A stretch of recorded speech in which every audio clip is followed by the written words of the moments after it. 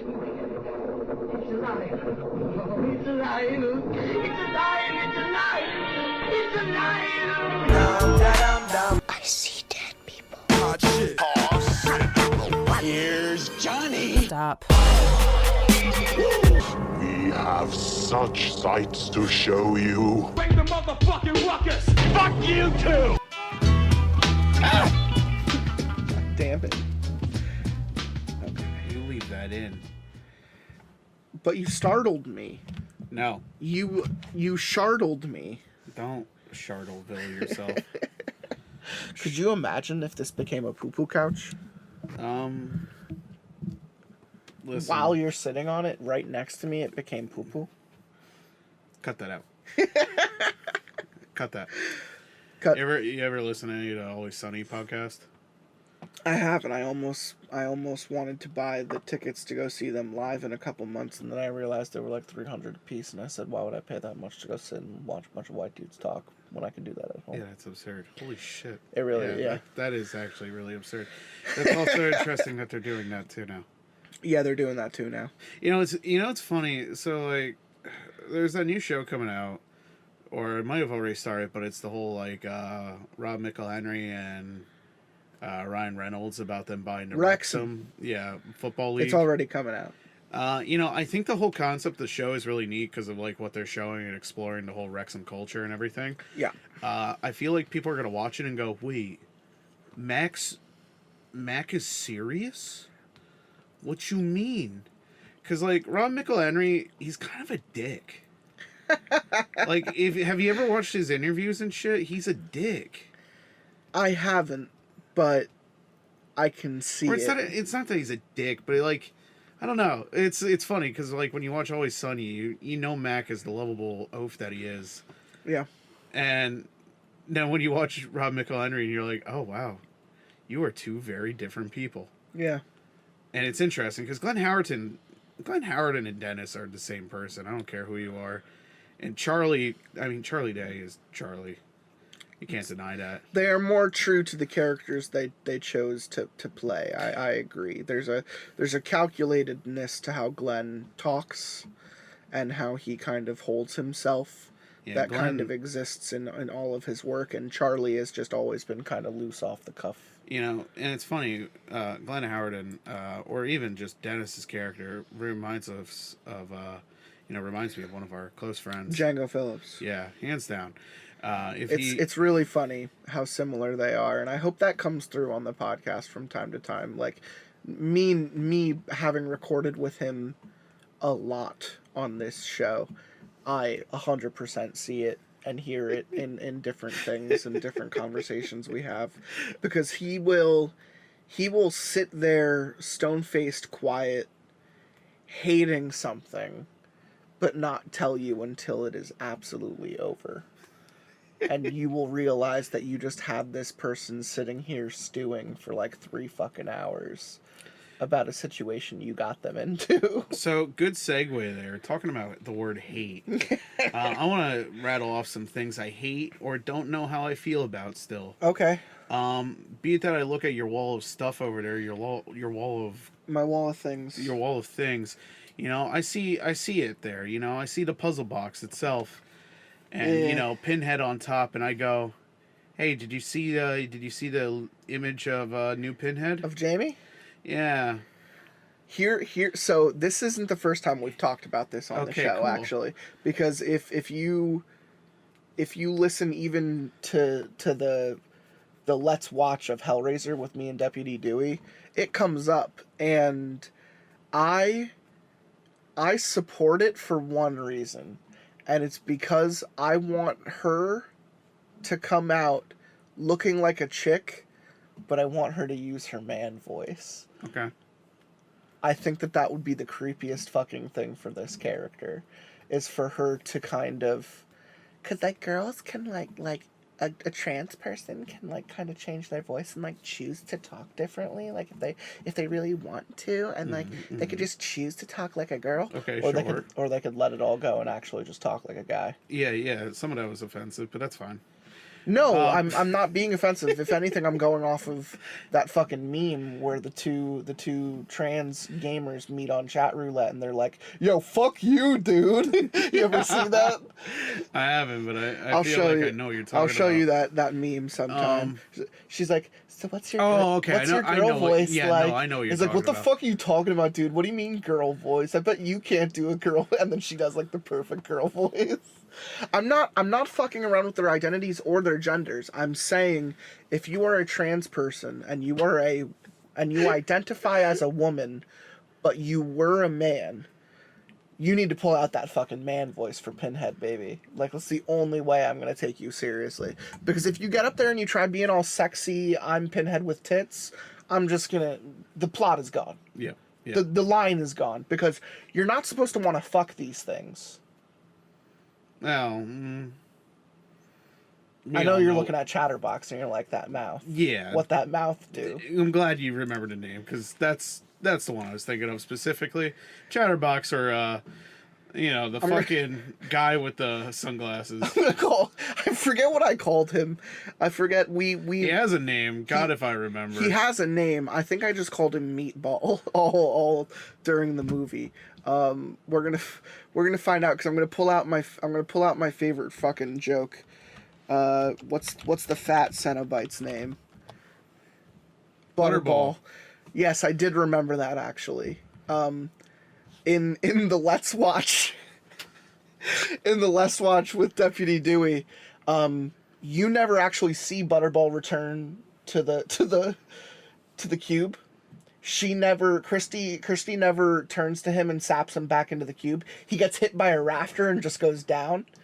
And so my joke was, after the house gets all sucked up and Kirsty and her fucking boyfriend leave, Butterball's just fucking sitting there and he decides that he's going to move to New York and become a star. And the next movie is going to be called Butterball in the Big City.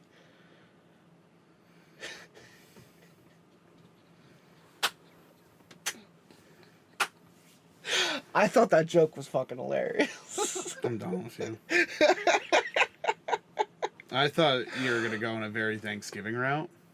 Oh. And, he's just going to become a Butterball He settles turkey. down. He settles down. He gets a wife. He has a kid. It's like a National Lampoon movie. Oh, Thanksgiving. I was going to say it's like a National Lampoon movie, but instead of Chevy Chase, it's Butterball. Why haven't they made I guess Cabin in the Woods kind of fits that then. I was going to say, why haven't they made like a, family vacation movie, but it's like horror themed?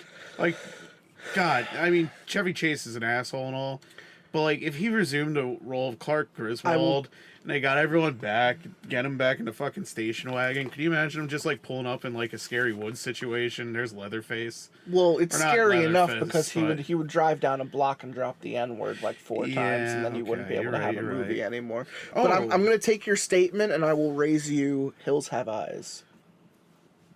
Just put them all in a station wagon? No, the Hills Have Eyes sequel is about a family trying to go on a trip together, and they're driving through the desert when their car gets, driving through the desert on a horse with no name? Yep. Yeah. So besides that point, though, Butterball in the Big City. I'm not giving you that one. So I'm looking at your green boy there. And, like, I know who it is. Like, I know it's Oogie? It's Oogie Boogie, Doogie Woogie. Or the gremlin. Oh, shit, there's a gremlin. Fuck. Yeah, you see this little gremlin boy? Get him out of there. You fed him, bro. You're not supposed to... Yo, bro. Yeah. Come on, bro. Bro. Speaking of mean and green... I'm a mean green mother from outer space, and I'm bad. Okay, what the fuck? How do you haven't answered everything I'm about to say? I have Audrey too, the potted plant from Little Shop of Horrors in my hand. I wanted to pull a reason for you to pull out Michael Myers, but I couldn't really think of it. I can't think of what he's called again. Did you know that they're bringing Trick or Treat to theater for the first time this October? It's never been in theaters. It was never released in theaters. No, Trick or Treat was a direct to DVD. Oh, that's cool though. Yeah, Universal didn't know what to do with it back when it came out because it came out at a bad time, I think in between like the writer's strike or something. So they just sent it right to DVD. It got such a huge cult following that now it's finally getting its It's getting a segmented release in October. Oh, that's good then. Good for it. I'm proud of it. I've seen it. I've seen it in movie theater lineups for drive-ins during this season. So yeah, point being, Big Mean and Green. I'll let you see if you're gonna pull another one out of nowhere off of that one. Frankenstein's up there, but I know you're not gonna get up to grab him. He's a little far. And yeah, I can't think of what's Michael Myers' secondary name. Isn't he called the Shape? Yeah, The Shape. So point being, The Shape of what? Right. Shape of You, Ed Sheeran. Oh. Yeah.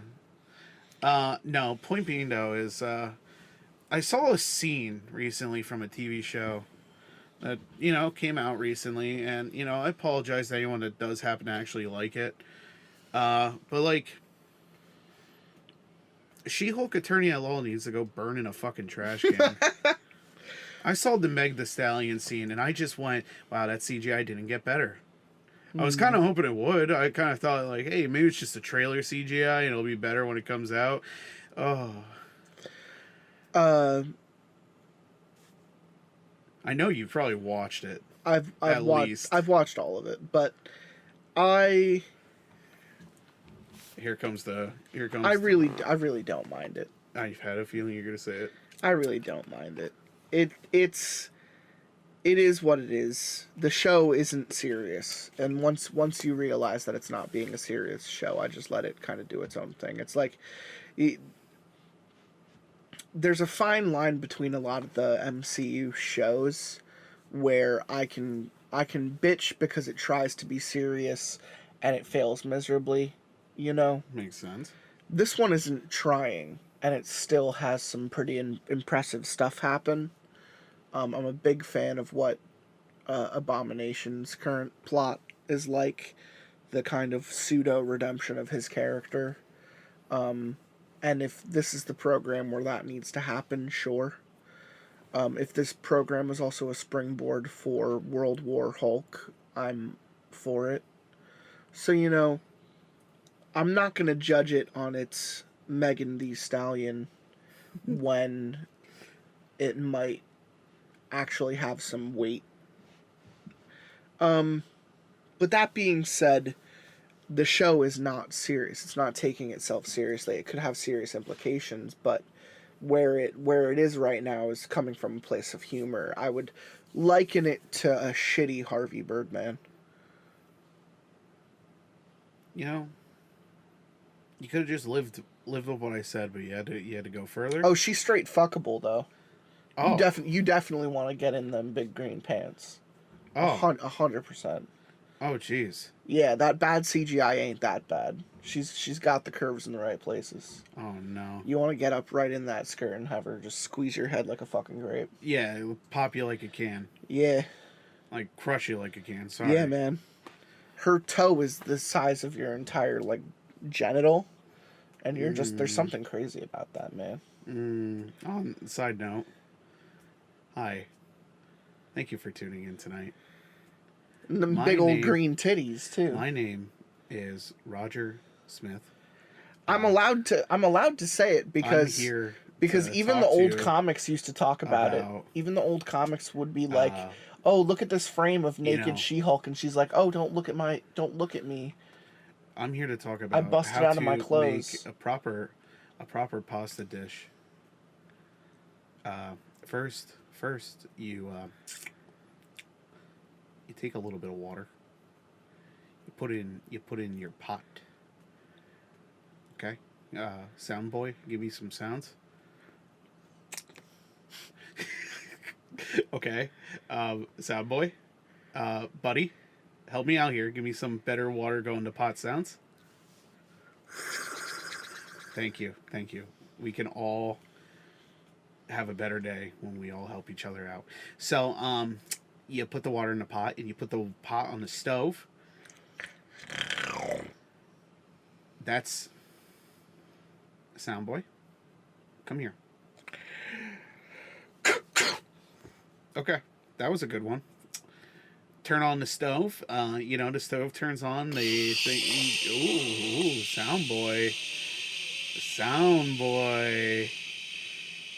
So I don't really give a shit that she has big green tits, yeah, bro. big green tits, dude. That's the only reason I'm watching the show. I want to be in between them. I want to be looking at her kind of weird clay face as I'm in between those giant fucking mommy milkers. Oh no. It's, dude, all the same feels about fucking Lady Dimitrescu from Resident Evil 8, man. All the same feels for She-Hulk. Okay. I'm in the minority here, but like honestly, like I'm gonna. No, don't. It's gonna happen sorry. at some point. Are you saying minority because of like She-Hulk? Yes, I'm in the Okay. minority of the She-Hulk. Everyone can agree that Dimitrescu fucks. Yeah. Okay. Yeah. Hands down. But like, The reason I'm not she gonna was in deny that that game one. is because she fucks. yeah. And like, would you give your life for that fuck? Because she's a fucking vampire witch and she will eat your fucking soul. So like, is it worth it? Yeah, but like hashtag girl boss, bro. Hashtag girl power. Hashtag. Green tits. Yeah. So, once again, thank you for tuning in for the 16 I was going gonna cut everything we've said about She-Hulk, but now I can't because it's been a 5-minute long conversation. So now I have to keep all the misogynistic things I've just said in the show. Well, you said it. I questioned it. I wasn't being entirely serious, but I was. About the Dimitrescu stuff. At the same time. No, I was being serious about all of it. Yeah, I want the fishmonger guy to crush my skull. Okay. The one that's like, Okay. It's me, the fish guy. He vomits everywhere and he turns into a big fish. Yeah. Yeah, him. I like that guy. Yeah.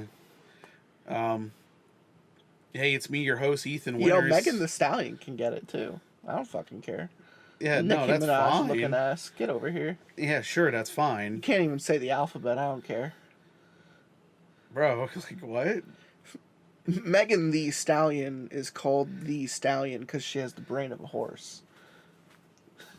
No, really? How much of the Megan Thee Stallion lore are you into right now? I'm into 0% of it, which is why I make that statement proudly. Okay. I'm saying the bitch is dumb, but she got the body and booty of... You hear that? The sound guy needs to stop jacking off, is what I'm thinking. That's... Oh, shit. Fuck. Look what you Hello. did. You rang the Welcome. goddamn dinner We bell. want to welcome our special guest. The God of Thunder! He's gone. And away. He'll come back on his own. He walked off into the sunset, never to be seen again. He's a lanky dog. So, like, there's a creepy factor to the... Oh, he's back. Hello. I'm kidding. You're not creepy. He heard you. Come here. It's funny that you would call him creepy, because if you knew how fucking stupid he was, you would abandon all thought. Nah, he's not creepy. He's just got a long leg. He's a long boy, and I remember that story we read about the dude getting left at the cabin with the long dog. Long dog, bro. Hashtag long dog. Hashtag bring long dog back. Hashtag We're never gonna read two the dogs and a stories bun. on this episode. Oh, you remember that long dog episode? Yeah, it was a creepier one. 'Cause Yeah. the dog got longy. The dog was gone though, and we were sad because don't kill dogs in horror fiction. You know, I can't think of the movie, so we're not going to worry about it too much. But there was a movie we watched, God, what the fuck? Harold Heavy Hands and Franz McBoo who watched together. And Yeah. it's about this hunter in a cabin, and it's this weird fucking witch film. Or like pagan film. It's, that's a theme with a lot of these films we've seen all together recently. I know he wanted me to watch that with him, and I refused. So you watched it with him? The witch one? Yeah, where Yeah. it's like in Alaska and shit. Yeah. It's interesting. It's not bad. There's some Okay. really good shots, but the story is fucking trash. Yeah. And point being is there's a part where he's in a cabin and the dog gets lost. And he Aw. can't find the dog. That's not And I good. sat and went, yo, this is That's long hashtag dog. Dong God. That's hashtag Long dog. long dog story. Gone dog. Gong. Hashtag Gone Girl. get going. All right, so this is Lotsa Pasta. I'm your host, Captain Death. And I'm your co-host, Smary the Smickler. Yeah, this is Smary the Smickler. Smary, tell us a little about yourself. I'm Smary, and you got the Smeckles, then I'm smeckling them. Wow. Oh my God! Did you talk to Justin Roiland before you got here? Because that just sounds like a Rick and Morty character. Oh, my schmeckles. Oh, hooey. Just stop. Oh, stop. but... Can I be your Rick Sanchez? Yeah, if you could do it. Hey, I'm Rick. Nah, I already have an idea. Like, hey, yeah. Sorry, hey, let me do my Sanchez. Rick Sanchez. Oh, Morty. Sammy! Sam! There you go. Oh, sorry, that's my Dean Winchester. That's a good one. Sam, get in the car! Dean, I don't want to get in the car! Sam! You're about to be penetrated by Lucifer again. It's like I'm sitting there watching the 15 seasons of Supernatural that exist. Hey, Dean. It's me. Hey, your saucy fanfic. Every girl has written about us fucking at some point. Your hetero life partner. Cassiel, the angel. Remember? Casserole. Oh, yeah. Oh, me and Bam got in the car. We're the Winchesters. I'm Bean. And our dad, he died. Came back. Mom's alive again. I'm gonna die again, I guess. Maybe Sam too. We don't know. Lucifer's out again. And I fucked the epitome of the word darkness. This is a woman in a fucking dress. There's so much worse things you can say, but I'm glad that's where you kind of draw the line. It just shows how much you really know. Like the Siren episode where the deaf chick comes in, she's like, I hunt ghosts too. And they're like, what? And how? Fucking how? She sign languages to the random woman that wants to fuck Dean. The old woman that's like, oh, Dean, give me a sponge bath. And Dean's like, oh, no. And Sam's nearby going, hell yeah. And this was a conversation from someone who's watched 3 episodes of Supernatural. I've seen enough to know. You have, but I want to move Harold on. I want to Hands move is on. a big fan, I need to move I on. think. He needs to come back for an episode sometime soon. I think the only Probably reason... when you watch season 15 of Supernatural. He's been holding it. He's been holding it over my head like a gun for like He's years. put himself through it. He's like, if I could get to season 15 and wait for you, you could get to season 15. I'm like, dude, I haven't even started the 2nd episode of 14. Don't push me to 15. I gave up. I'm no longer interested. When did you give up? When Lucifer Dude, I came gave up back in again? like fucking season 7 and I stuck with it, man. Like, it's such a waste of time. Yeah, but Jeffrey Dean Morgan, he's Daddy Winchester. Is in better things. Yes, he's in better okay. things, and you could go watch him in better things. Okay. I see. Did you decide what you want to be for Halloween this year? Not yet, but I've been looking at these I appreciate you saying that you're coming like almost immediately and not playing some kind of like dick game. I'll change it to interested if you need me to. Fuck, dude. You know, I keep seeing these prosthetic fingers, and I might buy them. Yeah. I might buy those. That's it, though. That's all I'm going to show up with, but I'm going to inconvenience everyone. That's funny. Like, That's funny. hey, man, you nice could literally drink and dip my finger in. You could be insert your name here. I might from the attach hot dog finger universe from Everything Everywhere All at Once. I still gotta watch that movie. You haven't seen it? Not yet. I wanted to really bad. Damn it! You could be from the hot dog finger universe. It'll be great. I 100% support that. I've decided on being Billy Butcher. I'm gonna dye all of my facial hair and You're gonna walk around going, "Oi, cunt!" Yeah, to everyone. Okay, yeah. And I'm gonna host all the games in accent. So I'm gonna walk up to people and be like, You know what? You gotta play this fucking game. Yeah, you gotta do fucking like it. fucking smirk that I hate. I hate his fucking smirk. He does it so much. I was going to say Keith Urban for a second there. Keith Urban. But Carl Urban, Just I say like him Keith. as an actor. I hate that smirk he does so much. Because he just does it. I'll be Huey. Oh my god. I'll be Huey, drug addict Huey. Cool.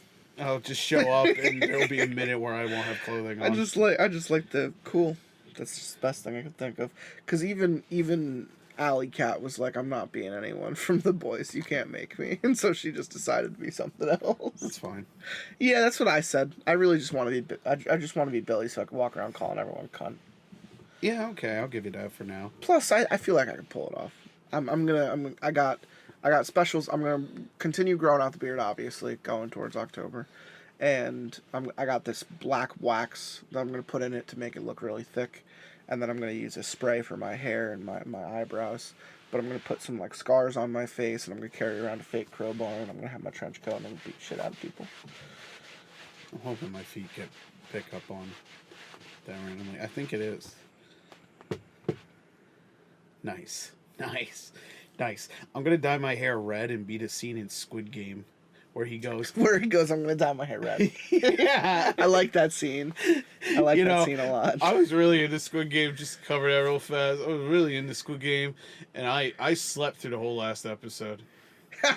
And then Yeah, when the last episode sucks, man. I turned to Last episode Frowns sucks. and Honestly, Harold. stop when the games stop, and you'll be like, And I "Oh, went, what that was a good happened?" show." And they went, well, he got anime protagonist hair color. He did. And didn't get on plane. Right. And now we have to have a second And season. old guy is bad guy.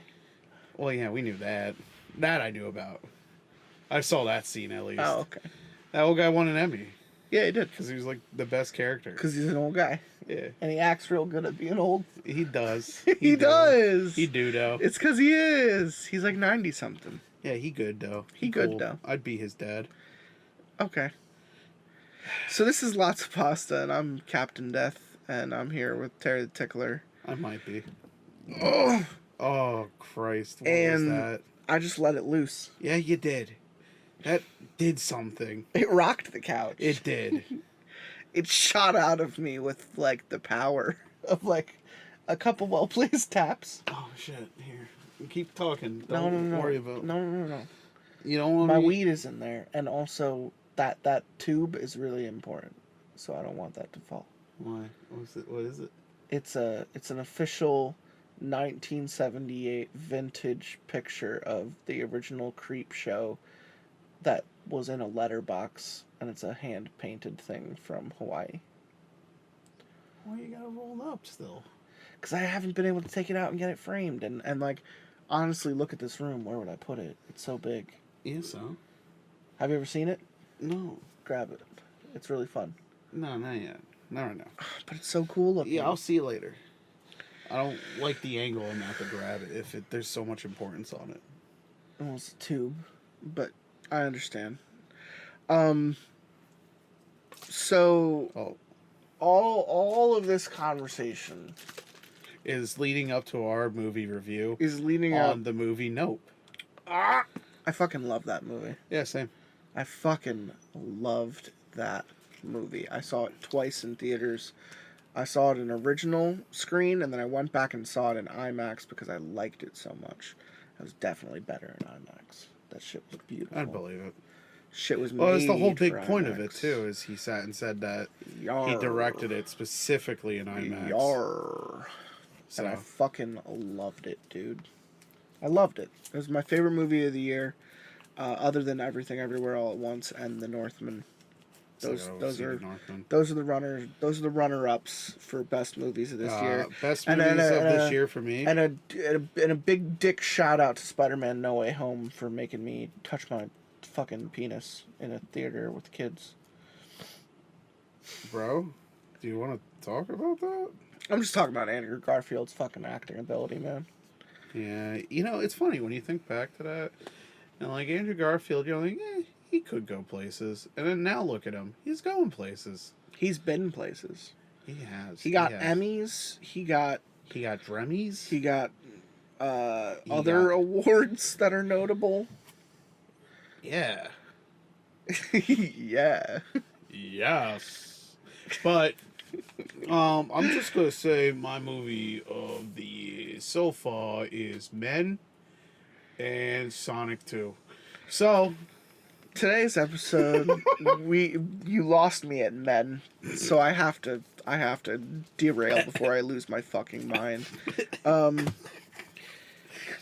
today's episode, on an equally frustrating train of thought, do I lead us to Not Hot But Spicy, an enigma of the internet. These forums have been recently closed, but they existed for a certain amount of time, and I copied all the short stories from the forums because I thought they were super interesting. You never know what you're going to get. Every story is super random. Some of them are interesting. Some of them are people being trolls because it was funny back then.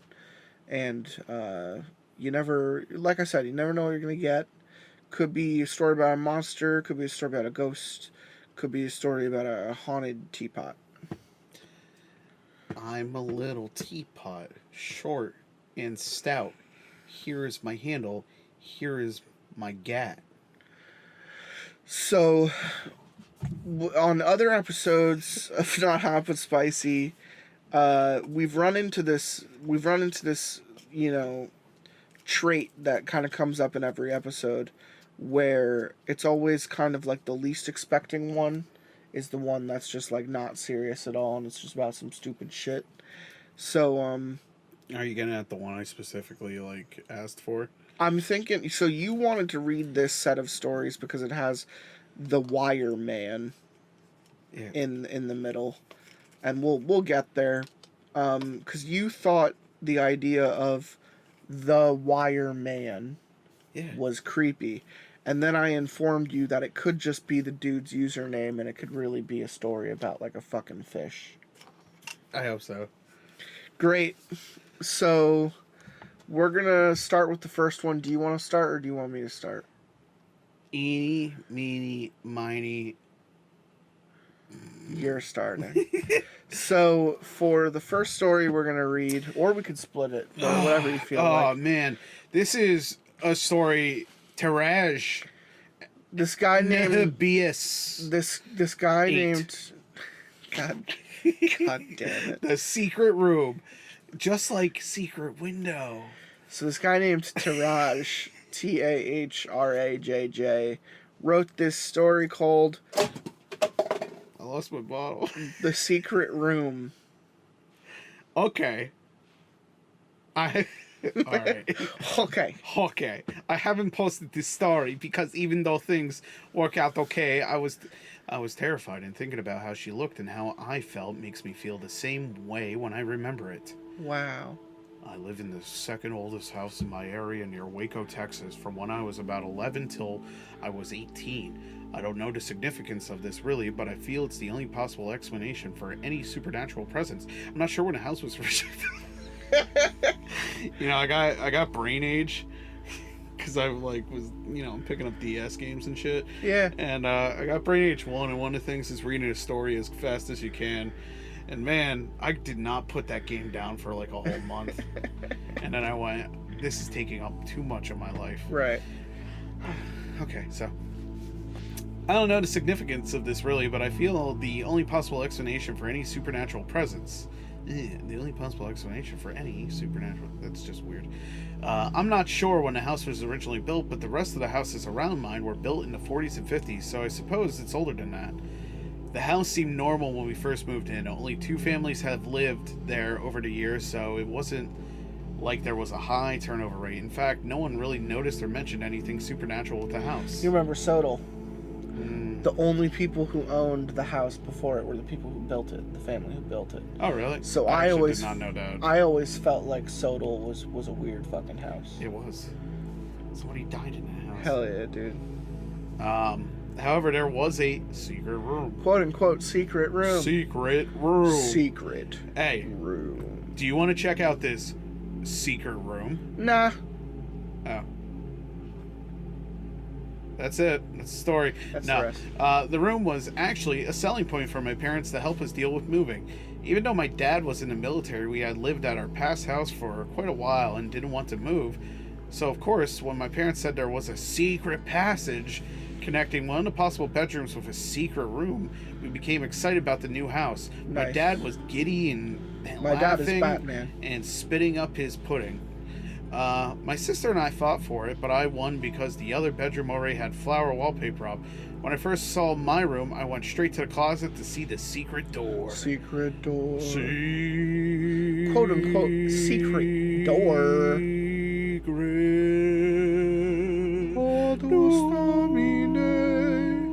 Secret Dorus Domine. The secret door wasn't really secret. Wow, okay. Fuck you, dude. It was right in the back of the closet and plain to see. However, it was a lot smaller than any normal door. Even when I was only 11 or 12, I had to squat down to get in. It looked like it was made for a child to use. That I do not like. Yeah, I know, Well, obviously. Coraline door. It's gonna lead you to the Slickback dimension. Oh my god. They have, Shut up, Ho! they have Smack. button eyes. Oh, I get where you're going with that.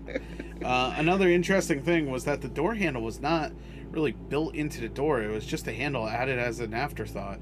This made me think it was originally just some sort of attic or crawl space door and not meant for a room. The door was lockable by key from my side of the door. The other side had no handle or keyhole. When you open the door, there's a very small hallway which is the same height as the door and not really fit for an adult, but it's just a few feet long, and then you get into the room. I've seen houses with these before. They are like crawl spaces. Yeah, also, why was this a selling point? The room was just an empty room. It wasn't. This person has Asperger's. Oh, no. I like the little room. Oh, no. Did they get cheese with it? Get it? Yes. Okay. That was the offensive joke of the night. One of them. Hashtag green tits. Hashtag girl boss. The room was just an empty room added above the garage of the house. There's no way out except for the secret passage to my closet. There were no windows. One light was a string used to turn it on hanging from the ceiling. And the room was completely white with seemingly new wallpaper. Yep, that's a no. That's a no room. What's under the wallpaper? There was no furniture or anything left in the room from the previous owners. In fact, I don't think the previous owners used it at all. I believe it was sealed before or soon after they moved in and wasn't touched since then, since it was pretty dusty, but who knows. The lock didn't seem very old and it was hard time moving it, as if it was rusted or the door was warped or something. My parents thought the room could be me and my sister's own little toy room or whatever when they first saw it, but after moving in they had second thoughts.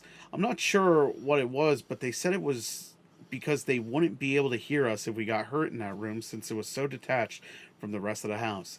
Of course, since we wanted our own secret room so badly, they gave in, but said that we had to tell them when we were playing in there, and we had to keep the door to my room, my closet, and my secret room open at all times when we were there. Notice how he adding possessive of my secret room. Mine. My Fuck you, little secret room. So we went on, and like I said earlier, nothing much really supernatural happened in the rest of the house. And to even too much in the secret room, at least not to me. My stepbrother. No, it's regular sister. My sister No began secrets having, in that room. an imaginary friend. Whenever I wasn't in there, I could hear her talking and whispering to someone.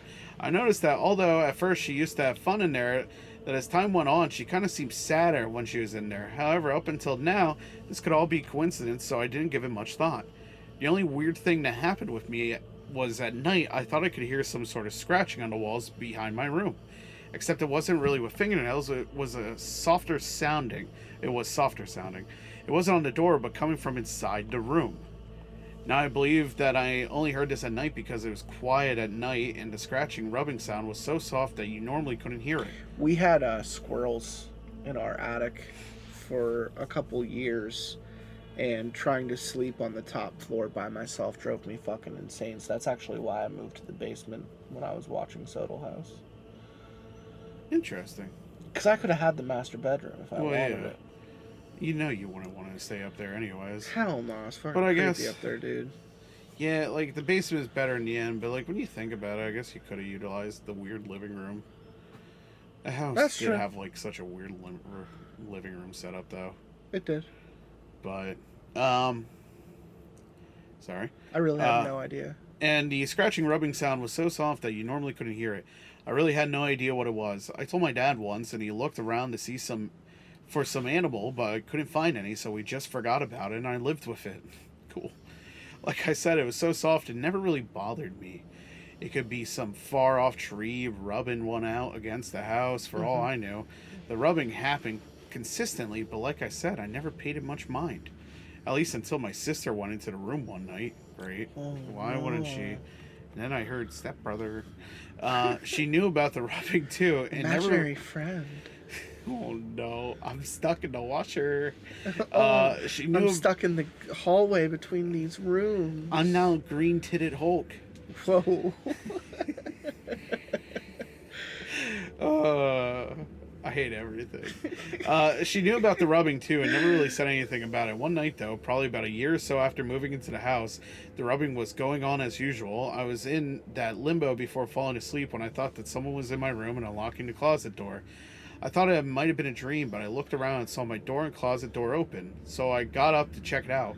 I was a little scared, but I realized it's probably mom or dad checking out the rubbing sound since I told them it still happens sometimes. Turned a light on in my closet and looked in. I saw a figure sitting in the room facing the wall. Now, even when I was a kid, I had been pretty brave. I was still scared since I was pretty young, but I knew that you can just run up or you'll never know, and I said, hello? Sorry, let me redo that for you. I said, hello? Hello? Hello? And I heard, she wanted to see me. She wanted me to see. Shut up, okay? She wanted me to see. And what sounded like my sister's voice. The light was in the middle of the room, and it was tough taking even those few steps to get to it in the middle of the dark room. But like I said, I couldn't just leave, so I just went there and turned it on. When I looked at the figure, it was indeed my sister, sitting and scratching at the wallpaper. I touched her, and she was crying, so I pulled her up and took her out of the room. I'm really glad that I didn't just lock the door and run, or else she'd be stuck in there all night. This is one reason why I never run away from anything abnormal. Haha, Hell yeah, I'm dude. brave, boy. I locked the door, took her to her room, and watched as she went to sleep. I really thought she could have been sleepwalking, or something, although she had never had before.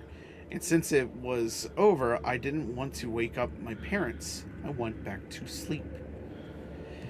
The next day, I asked my sister in the morning if she remembered going into the room, and she looked freaked out. I told her she was probably just sleepwalking, but she said, oh no, that the girl, Quote unquote, the girl. The girl? The girl. Hey, it's the girl. Asked her to come look at her pictures. She didn't start crying, but she was about to because she was so scared. I didn't ask who the girl was. The girl. I told her it was just a dream and went to prove it. She didn't want to enter the room again, so I went in and saw where she was scratching on the wall. Only a little bit was scratched away, so I started peeling some more wallpaper off. Under the wallpaper were different pictures drawn in what looked like crayon. There were typical kids' pictures of mainly cats and houses. Houses? Okay. However, there was one picture that I thought was weird. It was a little girl, a cat, a mom, and a dad. Now, everything looked like a normal kid family portrait, except the dad had no face. No face. It was Slender Dad. It was Slender Dad coming to Fox Fox Fridays. TGIF. FXX. Sure. Slender Dad. It's Slender Dad. He's slender and a dad and steals children. It was just a circle. Of course, my rational side said she just never finished it. But still, the dad picture looked strangely out of place, like the lines were distorted, like she had trouble drawing it. Anyways, I told my parents and they yelled at me for pulling back the wallpaper. You little shit. I didn't want my sister to get in trouble. I can't go in there and fix it. God damn it. So I didn't I need to say- hire a midget carpenter. Whoa, bro, you can't say that anymore. So What do we you watched say? a movie called Tiptoes. Oh, holy shit. Tiptoes. What a fucking experience, dude. Oh, man. So I didn't want my... Remember the part where he's on the couch? I didn't want my sister to get in trouble, so I didn't say anything about her or what happened last night. My parents said we had to get it fixed now and were mad and didn't let me play in there again as punishment. The whole thing still seemed normal to me. Kids draw on walls, parents put wallpaper to cover it up. I didn't realize until later that night when the scratching rubbing sound started up that it sounded like a crayon. I really started thinking that it was the girl that my sister talked about was drawing on the wall. Drawing on the wall. Drawing on the wall. My bum is on the phone. My bum is on the phone. Now, after this happened, I started believing that the girl was actually in there. Once I started acknowledging her presence, weirder things began to happen. It happened really slowly. I was about 14 or 15 after an episode with my sister, and weird things were happening slowly over the course of the next years. I lived in a house up until I was 18. The changes were so subtle that I didn't really notice that they were happening until much later. The drawling sounds increased a little bit, and soon were audible even during the day. I also started hearing little pattering of feet. The more I heard these sounds, the more emotional I felt about them. I started feeling very angry the more I heard the sounds, especially when I was trying to sleep. However, I always managed to control myself and try to think that this girl was obviously sad and just trying to have fun, and I calmed myself down. However, this was going on so long that I finally asked my sister when I was about 16. Oh, Christ. Hey, sis. Are you my real sister? Do you know the girl? You know, why is Goofy a dog but Pluto's a dog? So I asked her if she... Don't answer. I asked her if she ever heard the sound. She said that she did, although they were pretty quiet. Now, I didn't think this was so weird, since obviously I could hear them too, and I told her how annoying it was. She kind of looked at me as if she was hurt, and said that every time she heard the sound, she felt really sad. She had trouble talking about it, but I told her that this is pretty important since it's going to affect the rest of my years left in the house. What the hell's this kid doing? Is he like a fucking Fortune 500 owner that like is going to move out on a whim? It's Jeff Bezos' origin story. Oh, the girl said, create Amazon. Own half of the world.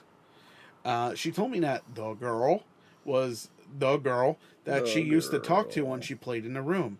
She didn't know her name, but they used to play together. She said she looked just like a little girl, about her age, so they had fun together. However, as my sister got older, excuse me, the little girl seemed to get older too, except very unnaturally. It was subtle at first, but soon she began hated seeing her. She said she looked as if she shouldn't have been alive anymore. Ooh. I didn't really know what this meant. My sister said she wore the same dress the whole time, even when the girl grew out of it. I asked her why she went into that room that one night to find the pictures, and she said she really didn't want to, but the girl made her feel so sad and she'd do anything to help her out. However, this still freaked her out, and I didn't ask any more questions. Things got worse every night, and I hated hearing that sound. I was so mad that she wouldn't just shut up so I could sleep. Like, okay, bro, calm down. The weird thing was I was scared at the same time, since I knew that whatever was in there wasn't actually alive anymore. What also freaked me out was that the sound didn't annoy my sister, but I guess she had more tolerance than I did. I asked my parents who used to live here, and they said a family of 2 sons. Of course, this didn't have anything to do with the room, since they had it locked off the entire time they were there. So I asked if they knew anything about the family before then. They said the original owners were the ones who had the house built, and that they didn't know much about them, except that they had a daughter who died when she was 11. I asked if they knew how she died, but they said it was some sort of accident, so it wasn't murder or child abuse or anything. I also asked if she died in the secret room, but they said they don't think so. I really think that this was the girl in the room, although I have no idea why she inhabited still. Once I knew that I sort of had an idea with what I was dealing with, last year was when things got the worst. I heard almost constant drawing and her jumping around inside the room. The footsteps sounded heavier and were louder. If I ever heard it, I'd pound on the door to the room and she'd stop immediately. Shut up! But I'd hear her soft whimpering or crying. She'd also start drawing again later on. Sometimes I'd scream at her to shut up. I really got mad every time it happened since it's been going on for 6 years. However, I knew that I had to do something about this. I was a lurker by the time, so I've read a lot of ghost story threads, and I remember how... I wasn't going to read that correctly there. I remember how pussy most of the goons were regarding ghosts and never checked anything out. Okay, bro. Super cool guy right here. So, I knew that I had to go at least understand what was going on exactly, and if possible, end it. I didn't really have a plan, but I knew I had to see the gussy or talk to her or something. Mm-hmm. Last year, shortly before I turned 18, my parents went away for the weekend, so I took the keys to the secret room from their room. They kept it ever since locking it that day when I took off the wallpaper. I was determined to see her, so I stayed up expecting to hear sounds. I couldn't hear anything, so soon I just fell asleep. It was about 1 a.m. when I woke up to a loud bang. Bang! Sorry.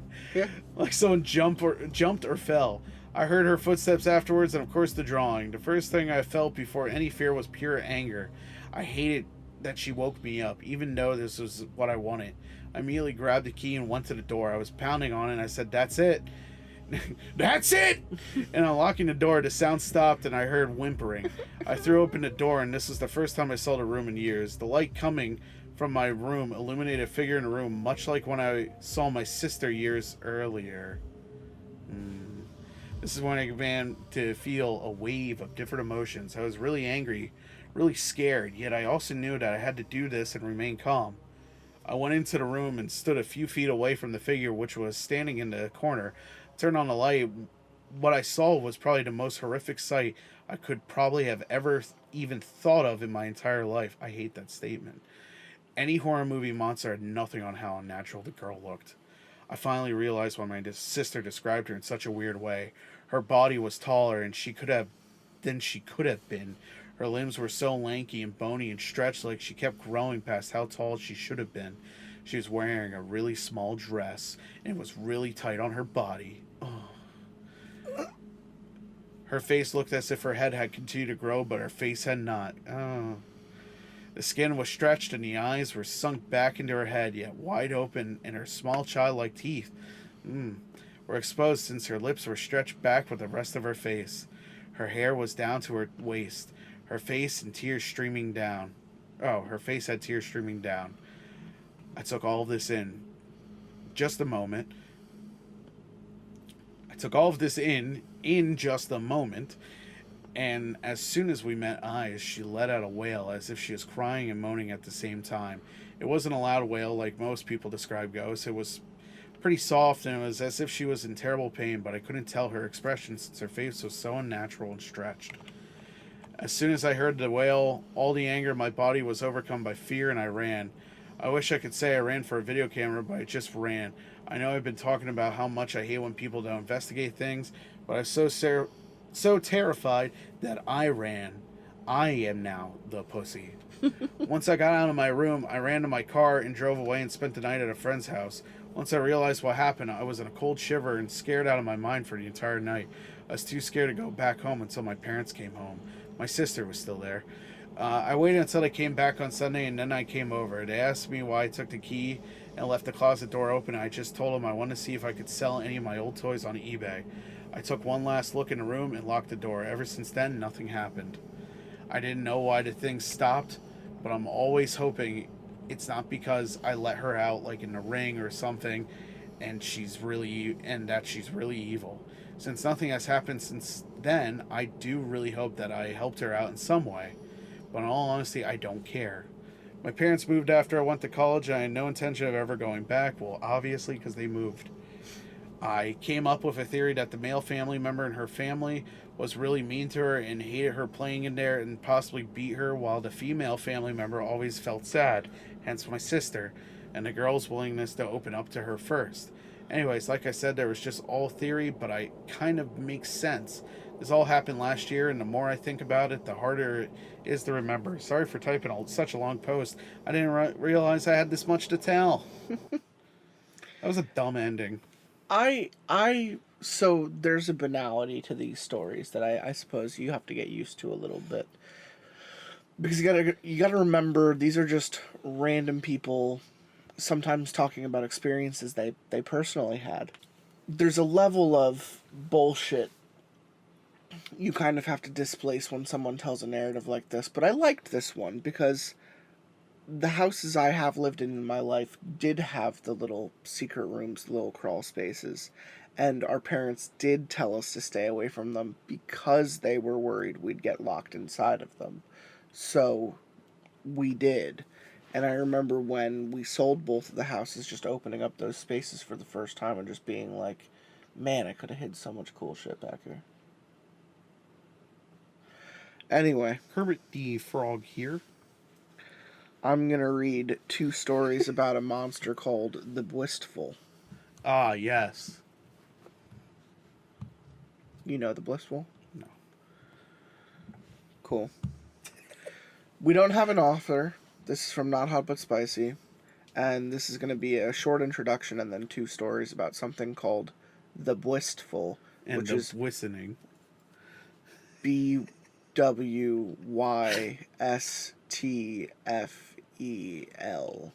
Bwystfel.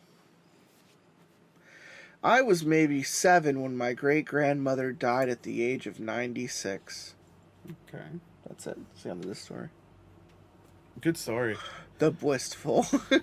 She was Welsh, and a smiling, stooped-back woman with keen blue eyes and a maze of wrinkles. Apart from several stories which I recall my grandmother being annoyed that I was told, I know little about my great-gran. Scared I would forget her altogether a few years after she died, I sat down and tried to remember what she told me, making notes for myself. The below is taken from the notes I and my own memory.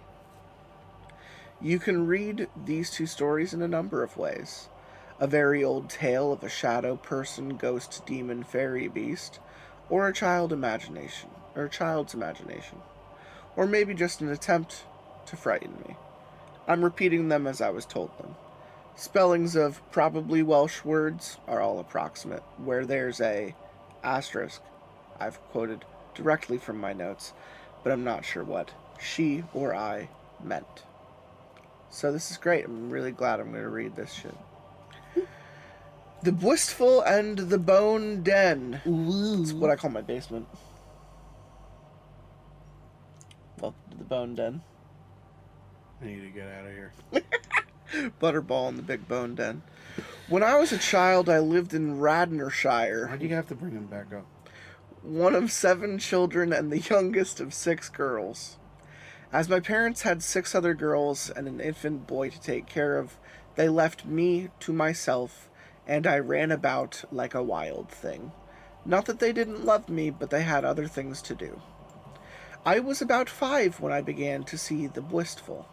It roamed about the farm, slipping in the shadows, and the only way to see it was to look for the shapes that were darker than the spaces between stars. Its mad eyes were like coal sparks. It laughed like a goat in pain, and it was always angry. I watched it from a distance one spring. I saw it kill a nest of sparrows, closing its hands about the nest until the little naked birds smothered on its flesh. One summer, it poisoned the sheep, biting the ewes' legs until rotten infection ate into their flesh that no amount of doctoring could fix. Later, it skulked into the shed and sliced the handyman's chest open, then danced his blood up the walls and over the rafters. My parents said it was an accident, but knew better. The Bwystfel did it, I told my father, and he boxed my ears for being a liar. No one believed me at all, except the Bwystfel itself. Except for Amazon, because he used Amazon boxes. It grew angrier. At night it crept into my room, giggling and ripping the blankets away and pinching me. Is this Jeff I Bezos? shared a bed with 2 of my sisters. We didn't all have separate rooms like you do. And when the Bwystfel came, we shivered together, too afraid to move until morning. We were very little girls, and nobody trusted us with a candle, so we had no way to drive the thing away. It tormented us in whispers, calling us names and telling us we were bad children, because our prayers that it would leave us be weren't answered. My sisters refused to speak a word of it, and they wore the Bwystfel inflicted bruises like jewelry, saying they'd fallen over or been bitten by a cat. I decided I would have to find the Bwystfel myself and scare it away. I took the statuette of Florence Nightingale that my mother gave us to hold when we were sick and a stone with a hole in it, both for luck. As it turned out, I would need the luck. Wow. I walked for ages, got lost, and eventually stumbled into a small wooded copse where I had never been before. Under the trees it was cold air, and pine needles and dried leaves lay thick upon the patchy grass. I clutched Florence, and then I saw the bones! Bleached and ancient, they lay scattered in so wide circle. Small bones, large bones, bones half buried in the loam, bones with scraps of dried flesh still clinging to them. A sheep skeleton hung suspended in the tangle of a blackberry bush, and canes had grown through the eye sockets of birds. I started to cry. I knew I'd found the den of the Bwystfel. Red fish, blue fish, green fish. The Bwystfel appeared from nowhere, crouched down on the tawny grass like a cat about to pounce. The ivory of the bones jutted up around its little fingers, clawing, trying to drag it down. "You'd better run, small girl," the Bwystfel hissed. "Better run, or your brother boy will break his bones. Snap, snap." It vanished, only to appear again behind me. Terrified, I flung my lucky stone at it.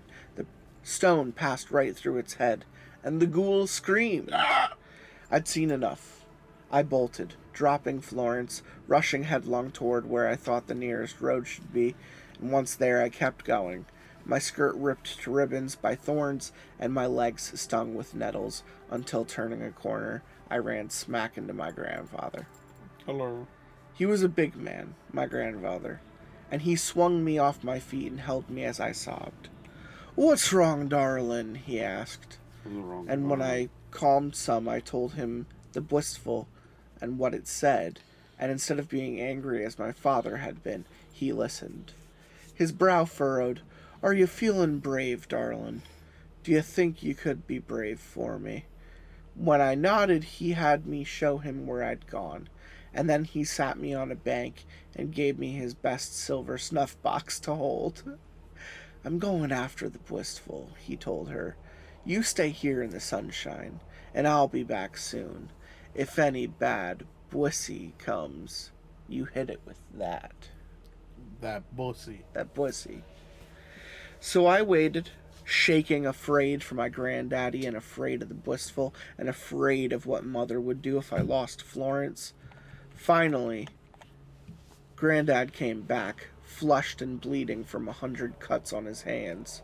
He looked angry, more angry than I'd ever seen him, for he was the mildest of men. "The Bwystfel beast is dead again," he told me, "and under the soil where it belongs." He spat upon the earth and the ground, the moisture in it, with his boot heel. "What do you mean, dead again?" I asked. And Granddad was quiet for a time. Then he said, "The Bwystfel was an unchristian damned who hurt small things because he loved pain. When I was a boy, old Thomas killed him, but young Thomas found where he lay and let him out. I'll sort him out for good, son, for good soon, and he won't bother you anymore." And when he arrived at my father's house, he made excuses for my torn dress and tear-stained face, saying I've been attacked by a dog, and Florence had been broken as I tried to escape.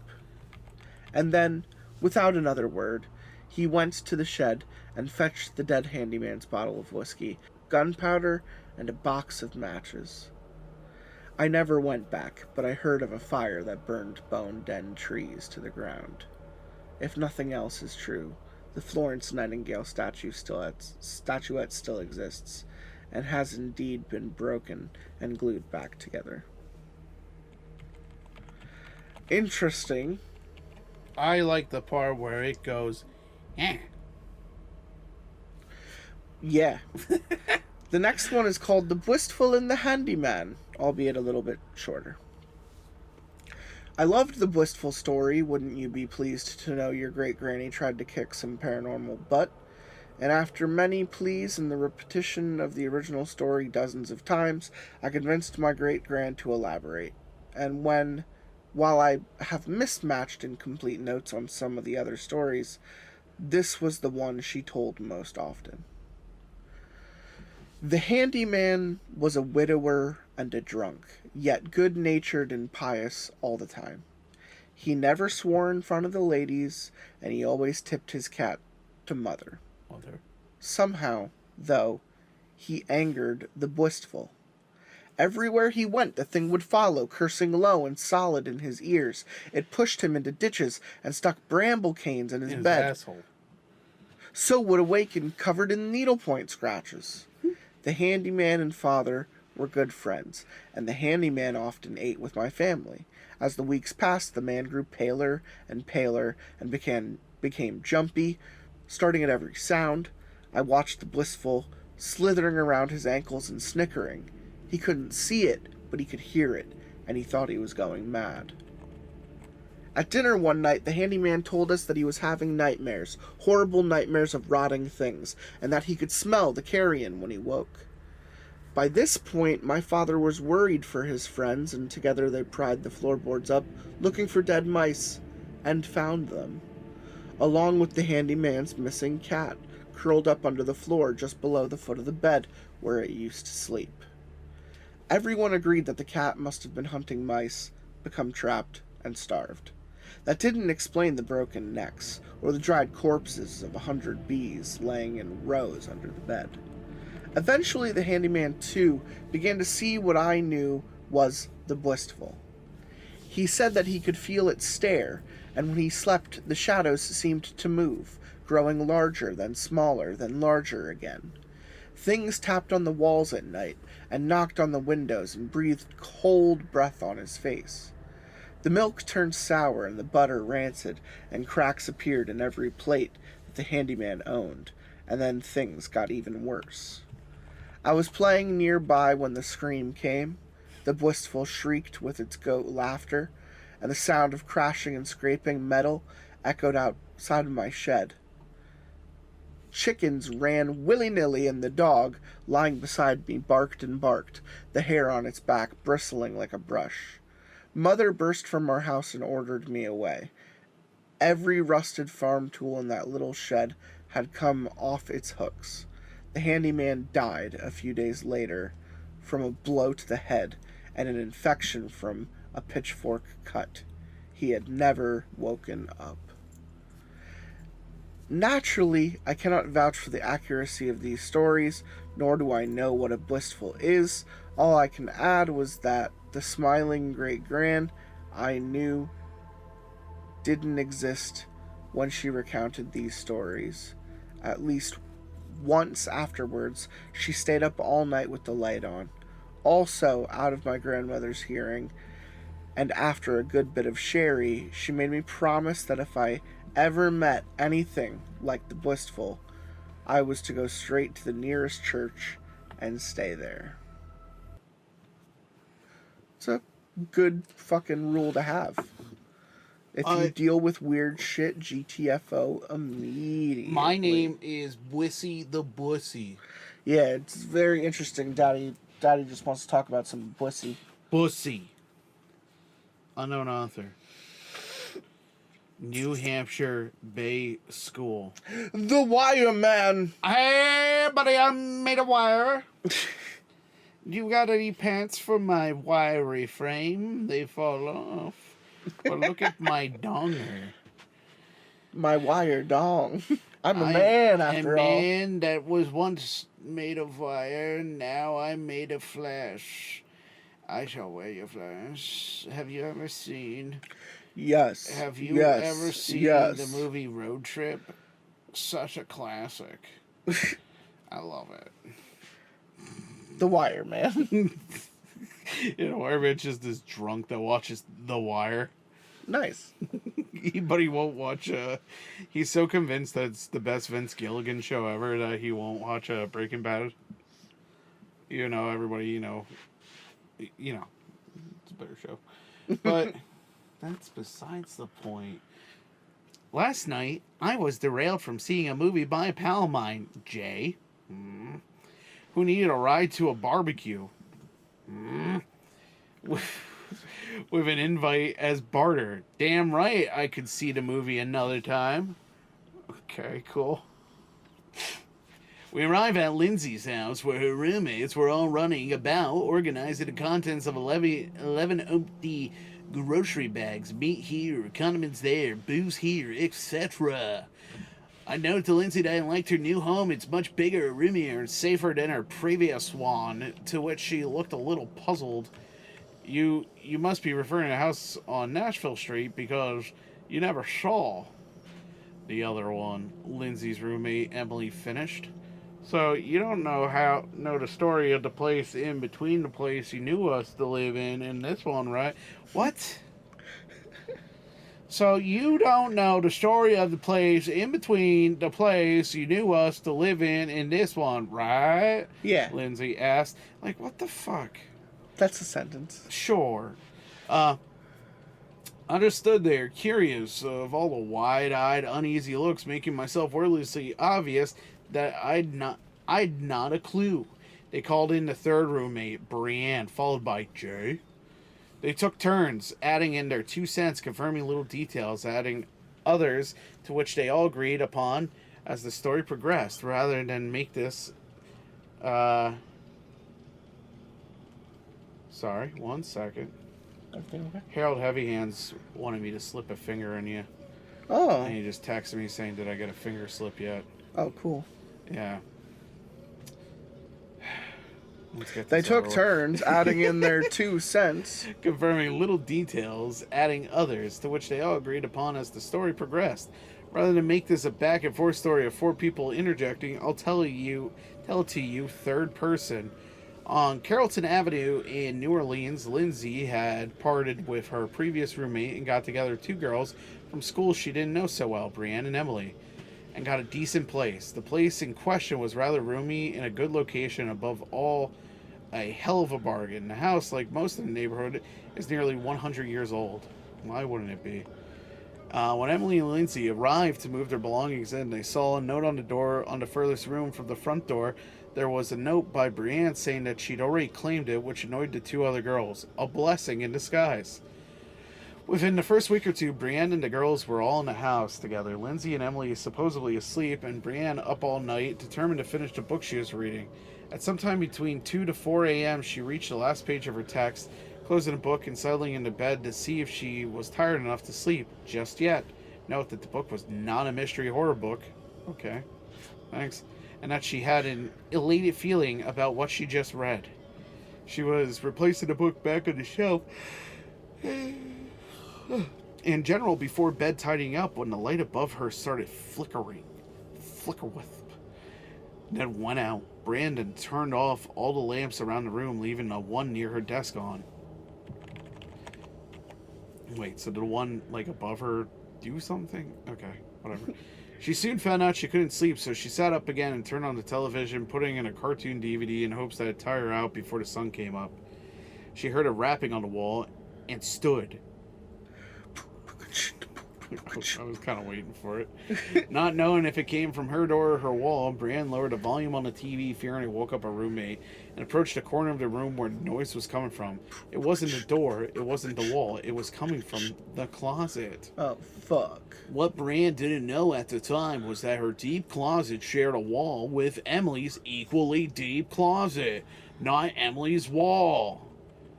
What? Brienne assumed it was Emily who was knocking and crept back into bed in silence. Again, the rapping coursed through the room. So, Brienne got up, exited the room, only to find Emily fast asleep in her own room. Her body splayed nowhere near the wall in question. Splayed is a choice word, I guess. That She is. checked on Lindsay, who was also fully asunder. Another choice word. Her room too far for her to have knocked on the wall. To do so loud enough to gain Brienne's attention would have woken up the whole house.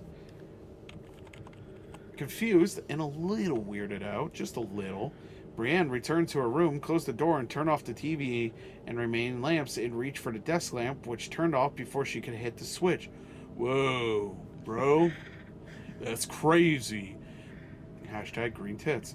She retreated her hand in surprise. It flickered on.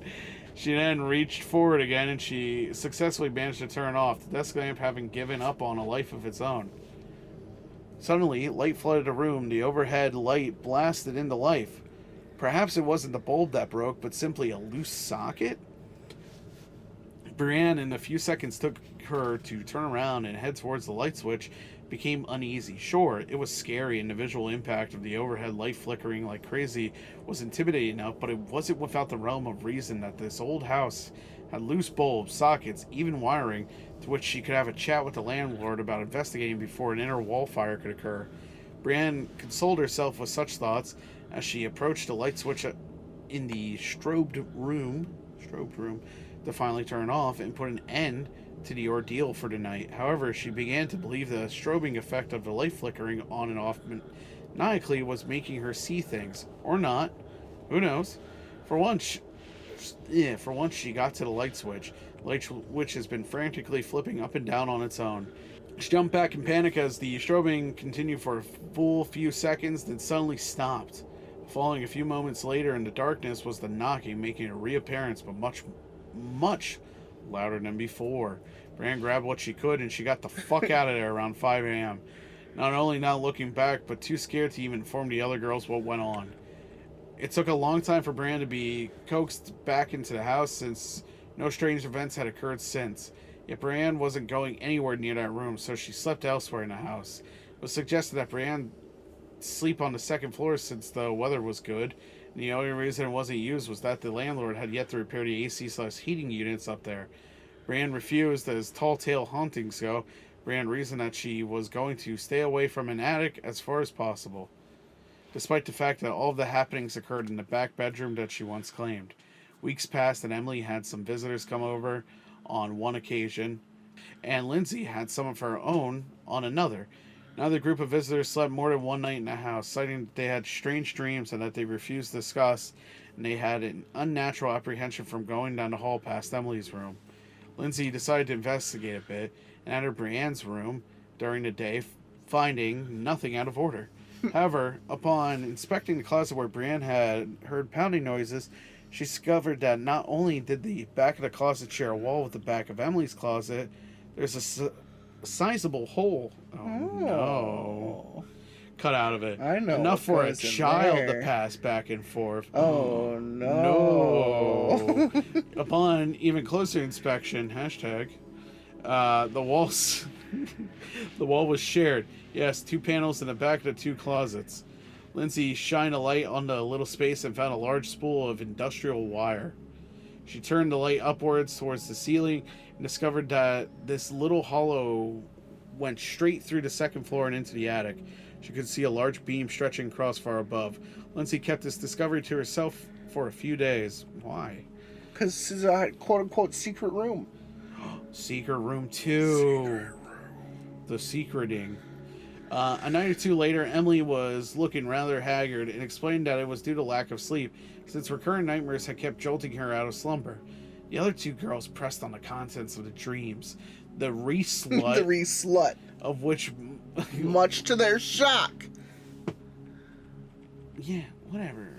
All 3 girls and 1 overnight guest had the same dream, as did the 2 previous guests. When contacted, insisted upon the details. Ooh, a very shared dream. Oh, fucking. Oh, hashtag shared dream. A very old bald man was suspended above him from wires. Hashtag girl power. This is hashtag girl power. Ooh, a very old bald man was suspended above them from wires. Somehow attached to his back, reaching up into the blackness. Oh, is this a soundbite situation? Man. His arms were slung down, locked at the elbow, as to reach far down as he possibly could. His arms began as skin, muscle, and sinew, but gradually terminated into a cluster of wires. The wireman dangled above the dreamer, waving/scissoring his arms back and forth at locked length, as if trying to wipe past the faces of the startled dreamer. Finally, the man would buckle as if a few inches of slack was granted from above, and the wireman would immediately and eagerly grasp the sleeper's throat with his wire hands. Hey, it's me, the wireman, and my wire hands. And choke them vigorously. They could hear him smiling. What? Do you hear me smiling? The dreamer would suffer and die in the dreams before awakening. The vast majority of these factors were shared with the dreamers without deviance. A profusely apologetic landlord didn't question the girl's fright. Obviously, there's something he knew they didn't, and offered to send in an exorcist. Apparently, exorcists are few and far between, so the girls popped down to some of the very few reputable psychics. They were marvelously expensive. She got 3 to come on half pay, half favor. Remember, this is New Orleans. Even I know of 1,000 psychics, but I only believe 3 or 4 of them. It should be noted that Lindsay was smart about this. She didn't mention anything about the room, dreams, or actual location of the house, and should the psychics wish to investigate before they come to the site, Lindsay convinced them to accept the job with as very little info as possible. And all of the girls were there when the psychics showed up, offering them nothing but listening to everything. Wow, don't even offer them a drink or something. The psychics entered the house and all of its rooms feeling nothing until they got to the last room in the hall, where all 3 of them looked at each other in discomfort. One began crying. They backed out of the room. Lindsay took them into Emily's room and showed them the little room between the closets, obviously from the safe side, and directed her attention upward. Soon after, the band of explorers would find themselves in the dreaded attic and had found the crossbeam in question.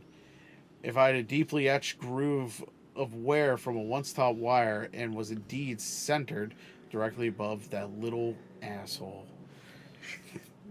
The psychics soon joined the girls in the living room and discussed what they felt. Apparently, a long time ago, a woman had run off from her husband and little boy. The husband refused to let the child go outside, thinking that he'd run off, and the only way the mother would return was if the child was there.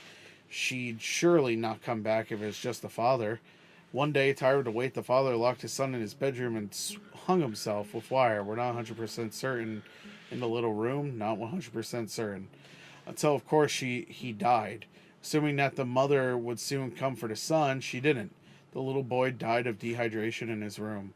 While this didn't explain a good half of what went on, the psychic went on to say, well, there was some sort of torture. Perhaps self-torture. You want to know how I got these scars? But I don't know if the precedent man and his boy, or if it involved the man and his boy. Okay, yeah, I get it. I get what they're saying now. We threw down many tarot cards, and despite the meaning of the hanged man that we all accept, it came up every damn hand. We used 108 cards. It came up every 3 cards. After a thorough reshuffle, I think it's demanding a new meaning. Perhaps an obvious one. We don't know. We don't normally do this, but certain impressions are undeniable. The landlord offered a second property, bigger, better, and cheaper, to which the girls took and presently live. The girls, when they think of it, did a little investigating. Here's what they came up with. Neighbors had seen 6 sets of tenants come and go in the last 2 years alone. Their pal Brian, who had several nervous breakdowns, including crying in class and walking around bug-eyed in the year previous, turned out having lived in that very house. In that very room for 6 months. Brian was mortified when the girls admitted that they stayed there. He even recalled the Wireman dream with eerie clarity and description. Apparently, his state has improved in the time he has been out of that house. The house is currently unoccupied. Is the Wireman everything you wanted it to be and more? No. Oh, okay. That was a shame. Thought it would be better. I mean, there is wasn't something bad. creepy about a kind of Cenobite creepy man kind of hanging from your ceiling, coming down to get you like a creepy spider person. But, depends on what you were looking for. Some Slenderman shit? Yeah, I don't know. I thought there was going to be a little more to that. Well, to wrap this up, this is going to be the last story, which is, again, another unknown author. It's called The Haunted Ship. The Haunted Shit. 3 encounters. Oh, okay. 1. While the ship is in port, most of the equipment in the reactor and machinery rooms is shut down and everything is aligned so that only a skeleton crew is needed to maintain the equipment. In the machinery rooms, which contain the propulsion machinery, distillers, and electrical generators, this consisted of 1 shutdown watch and 1 roving watchstander, with occasional visits from the crewman who was the overall supervisor for the plants. The machinery room has 3 levels. The topmost level is the 4th deck. It's a single story high. There's a steep staircase that descends about 30 or 40 feet to the middle level, called the upper level. And another that goes down another 10 feet to the lowermost level, called lower level. Oh, who would have guessed? On upper level, which is the mid-level, was a desk at which we most spent our time while on shutdown watch. There's very little to do while overseeing a shutdown engine room, so between about 10 p.m. and 6 a.m. the shutdown watch tries fighting against falling asleep while simultaneously staving off boredom. Unless you're in number 2, main machinery room, around 2 a.m. Like I pointed out, there's a long, steep staircase from 4th deck to upper level, and it had a tray along the other side, made of aluminum. It was impossible to sneak down these steps, because the slightest vibration would start the aluminum vibrating and rumbling. Think about those sheets of aluminum they use to make thunder sound effects. When 2 a.m. rolled around, the sound of footsteps and rumbling would be heard, and the tray would be seen to vibrate. Then there would be the sound of a foot on a metal deck plate, and if you were sitting at the desk, you'd then see a man in a khaki uniform stop at the bottom of the stairs, turn his left to face you, smile, nod, then turn to his right, and walk around the distiller and out of sight. The first few times I blew it off of some watch supervisor doing his tour of the plant, and would wait at the desk to review my logs, but he never came back. So I asked about it. Shouldn't the watch supervisor check my records every time he comes down? He should, but he came and checked my records before you went on watch and said he wouldn't be back until morning. When did you see him? About 2 a.m. Oh. If you find anything out, be sure to tell us. Nobody would tell me what that was supposed to mean! A week later, I was on the late watch again. As the new guy, loser, equal me, found myself struggling to stay awake even with coffee and the ventilation making the place into a freezer. I was wide awake, though, when I heard the footsteps. Getting caught sleeping equals you are so very fucked. So, sure enough, same thing. Look, smile, around the distiller. I called out to him, "Do you want to review my records?" and followed him around the distiller, but I didn't see him. I picked up a phone, called the control room to have him paged, and they informed me that he was not in the plant, but had asked for a 5 a.m. wake-up. Next time, I was set to find out what was up with this guy. I thought maybe he was some clueless guy from damage control or deck, doing a tour of the ship and not knowing he was supposed to be in a restricted area. And I heard the steps, got up from my desk, got my first good look at the guy, and realized that I couldn't make out a lot of details about him. He walked around the distiller, and when I went the other way to intercept him, I rounded the corner and saw nobody. The guys I worked with told me their experiences were the same, that nobody had ever gotten any response from the ghost, but a smile and a nod, and that nobody had been brave enough to get close enough to him to see what had happened when he rounded the corner. If anyone was waiting at the bottom of the stairs, he wouldn't show, and only rarely did he appear to both the shutdown watch and the roving patrol watch. I tried this on several occasions. He only appeared once. These are the stories I like to read. The ones where it's like, no, I'm seriously a guy, and I seriously had, like, an encounter with something I can't explain, and I need to write about this.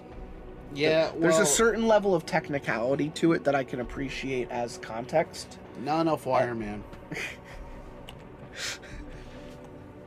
Not Hot But Spicy stands for not having better stories. Number 2. There are a series of compartments that contain the bearings for the shafts that run from the turbines in the machinery room to the propellers at the aft end of the ship. Known as shaft alleys, they double as auxiliary equipment, pump rooms, and storage areas. 2 such rooms have steam generators used to produce the cooking and heating steam for the ship.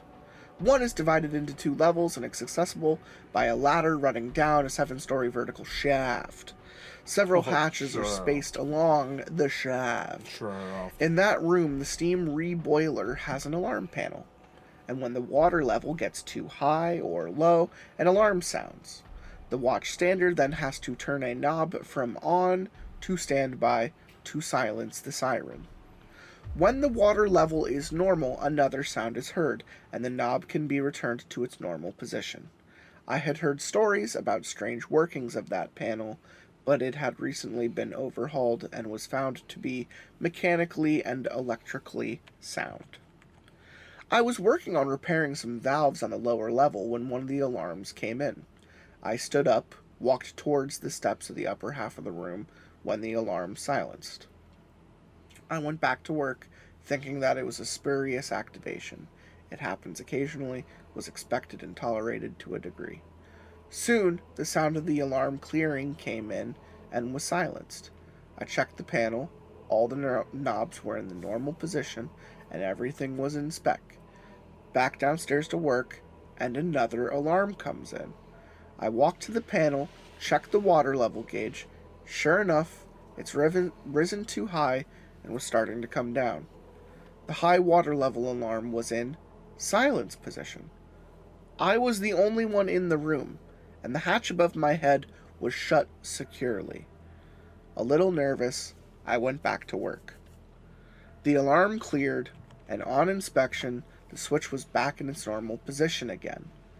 This continued for a few more cycles, and each time I investigated, the switches were alternately in normal and standby positions. Getting very freaked out, I turned the switch that cuts the sound of the alarms out and tried to forget the weirdness going on above. 15 minutes later, I nearly pissed myself when an alarm sounded, and sure enough, when I got there, it was in standby, and the cutout switch for the audible alarms was back in normal position. I had heard some stories about other goings-on in that space, such as hoses coming off the rack, falling to the floor next to a pocket under the floor that needed to be pumped out, or ropes and hoses moving back and forth while the ship was still, and then experienced the one that I'd been told about most frequently.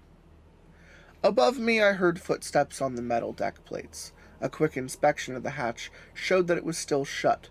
I figured someone had been hiding and was fucking with me all along, so I went upstairs to see who was making the noise.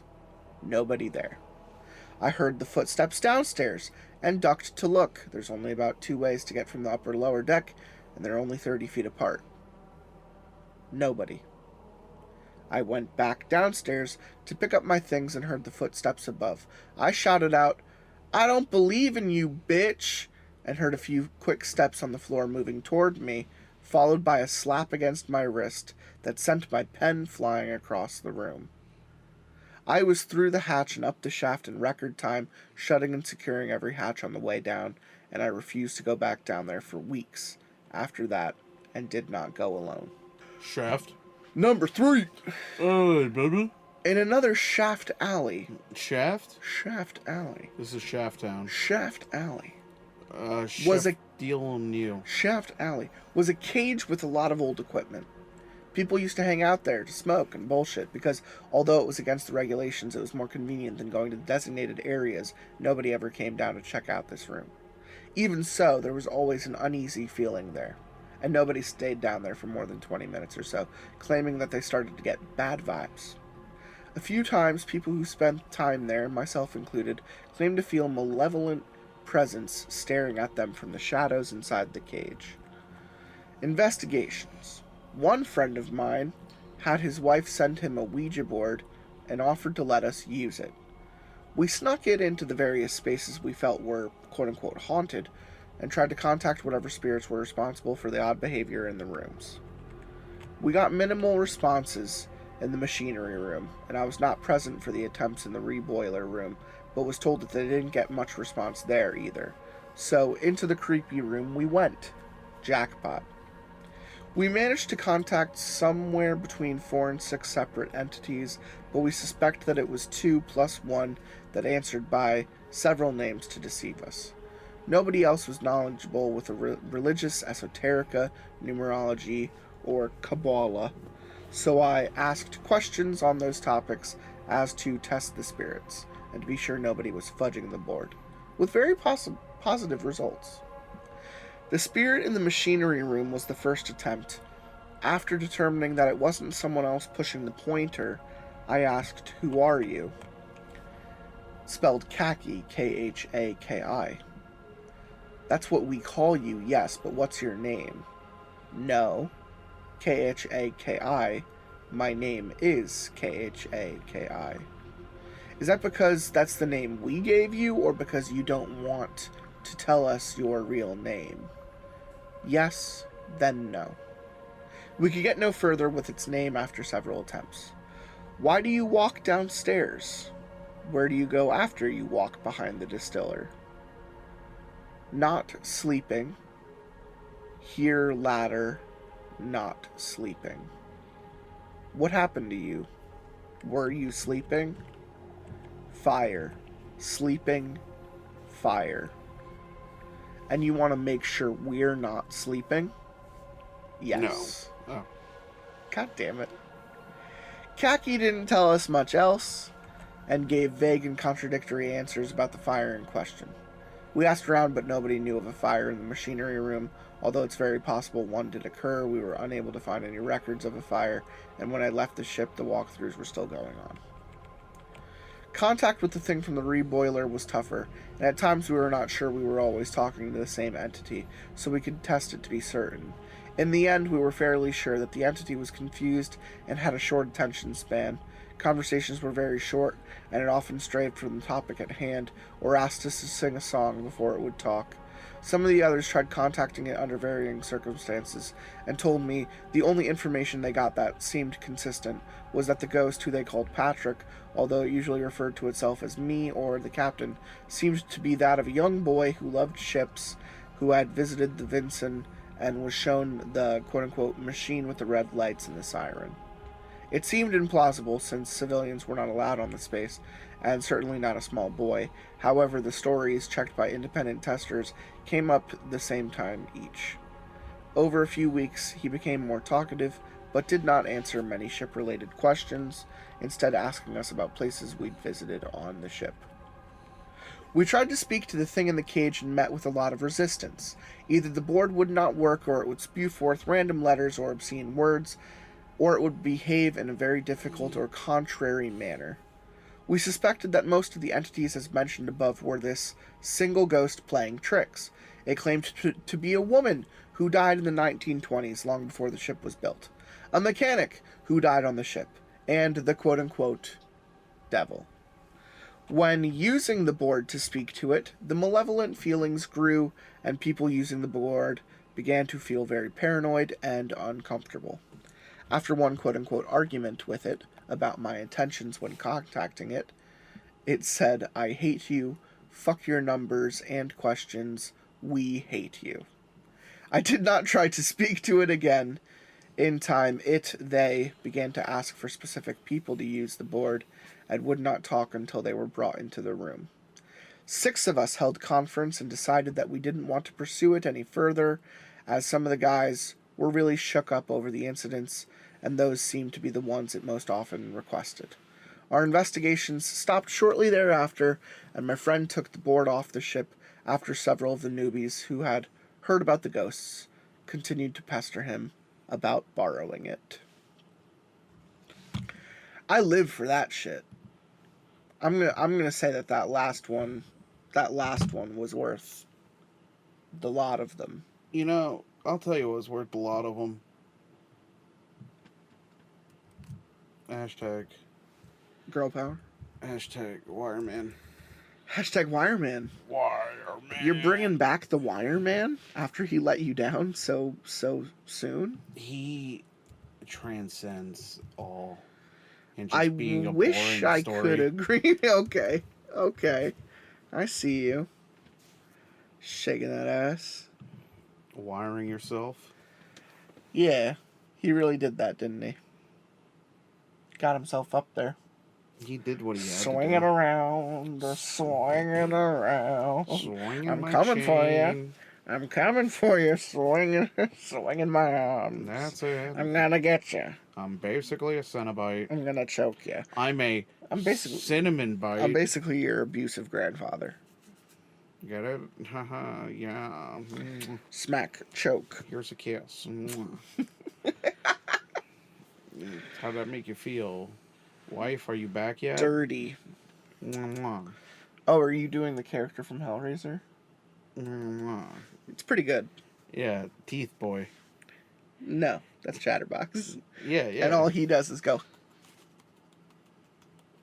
I hope that picks it up. I hope it's picking it up.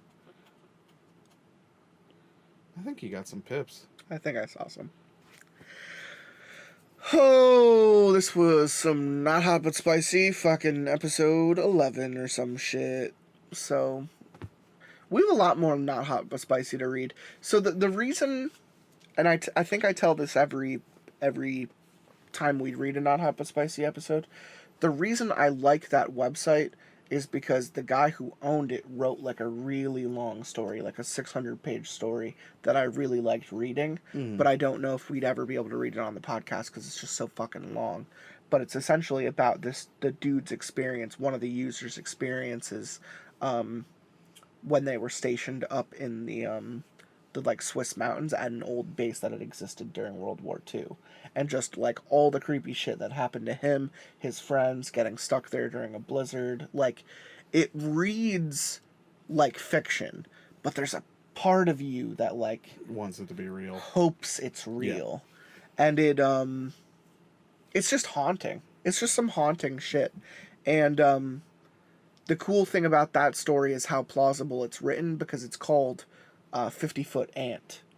And the reason it's called 50-Foot Ant is because no one's crazy enough to believe in a 50-foot ant. Correct. You're talking crazy. That's so big. But maybe when you look at it from like taking a step back and thinking about it, maybe. You know what else is a maybe? Maybe it's Maybelline. Oh, and the other reason he called it 50-Foot Ant is because if it actually existed, it would like fucking destroy humanity. Well, yeah. So that's a part of the crux of the story, is that he's telling this story about something that could really change someone's life. You know, it could change mankind as an existing thing on the planet. So it's fun. It's interesting. We might go there at some point. I might like pull everyone on the podcast to read different parts of it because it's such a long fucking narrative. It's also multi-parted, like, it's like 3 different stories in one, or something. Like, each story is like 200 pages. Anyway, some good, not hot, but spicy shit. I like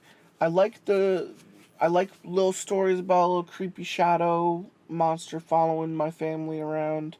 I like haunted house stories. I like haunted ships. I like Wireman. I like the one thing I liked about Wireman, the one thing I will give it props for, are people sharing dreams. Yeah. That is a creepy fucking thing to think about. Yeah, I think the only because bit of it... all of our dreams come from us. All of our dreams come from our chemicals and how we're feeling and what we've seen and what we choose to put on the projector in our brain. So if someone is capable of tapping into someone else's dream, or if something is powerful enough to make multiple people share the same dream, I don't want to meet it. Yeah. I don't want it to wire hang above my bed and try to choke me out and fucking make me call it daddy and shit. We had to go there. Yeah, I know. Hashtag girl boss. Hashtag me too. Oh, bro. Fuck. We're gonna be canceled. No. Don't do that. You sound so sad at the prospect of our show being canceled. I believe in you. Hashtag She-Hulk. Oh, that's good. Is there any final words you wanted to say? Anything you wanted to share before we end the episode? And I have to cut like 75% of our small talk. Some might say I'm a fan of the finer things in life, but I'm more so a fan of the wire things in life. Holy shit, dude. I still have to name the episode, not Hot and Spicy. Yeah, okay. Like, no, you don't. Not wire, but spicy. No. Whatever. I have to. It's a part of a series. Not hot, but wiry. I have to name it like part 8 of the series because it's all not Hot and Spicy. Get Vince Gilligan on the phone. He's gonna make the He'll Wire. Make a new series, man. Oh, there you go. The Wire, man. Yeah. And it's going to be all about Brienne living in that room. And then the only bit of that story, too, that I'll comment against it, because it was well written and everything, brilliant, you know, makes everything that is existed in the world look like trash. But point being is... Wireman is the best thing we've read on this show. Yeah, probably. We peaked. Yeah. But no, it's more so the fact I should cancel the show after this because we're never gonna go anywhere. This is the last episode. I'm in the middle of a series with Cannibal Siren right now, and I'm just gonna cancel it. Yeah, because tell her to fuck off. Wireman. Yeah, she'll never understand what Wireman really is. Yeah. Maybe. It's a concept. It's a way of life. It actually is, if you really think about it, conceptually. You know. You know, if they ever took Pinhead and wanted to make him more friendly. What if Pinhead was a girl, though? No, not that. We're not going that route. What if Pinhead had tits? But what if they wanted to, like, friendly Pinhead a bit? And, hashtag girl power. Hashtag friendly Pinhead. And what you don't know is there are like 9 fucking Hellraiser movies, and in 3 of them he's not a bad guy. Hey, it's good to know he's not a bad guy. He's just hanging out sometimes, you know? He's just like, hey, that's my box. Yeah, no, like... Hey, by the way, look, give me my box back. Let me get that box. No, in the second one, he legit plays a protagonist at a certain point. He, like, saves Christy from the Black Pyramid in the underworld. So my point being is... Yeah. People who do... It's not really a pyramid, it's like a rhombus. Nail art... Like, where they put nails in a board and they do, you know, twine and stuff around it. Oh, okay. Wireman, that's it. That's all I was getting at. Oh, okay, Again, cool. I was just going to turn Pinhead into Wireman. So you just wrap little wire around all these little pins on his head. Yeah. Make it that cool S that we used to draw on our binders in fucking middle school. Bro. And on a final note, bro. You took my ending bit. I did. I wait till the days end.